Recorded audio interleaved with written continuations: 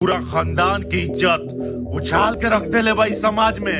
वो 2 पैसा के लौंडिया के खाते हुजूर गौरी के लड़की ना हो बाबूजी, वो हमार मोहब्बत हिया, वो हमरा दिल में बसेली, दिमाग में बसेली, वो हमरा जहान में बसेली। यहाँ का मारता नहीं बाबूजी, अगर गोली मारे का बाद तो दिल पे मारी।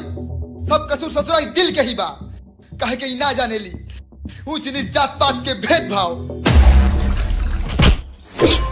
तू ही मत भूल ले सुगिया कि पांव का धूल के कभाऊ लोग चंदन ना बनाई। यही सत्या पर हाथ में रह, कहे से कि हम लोग की इज्जत पर हम ये के समाज बा।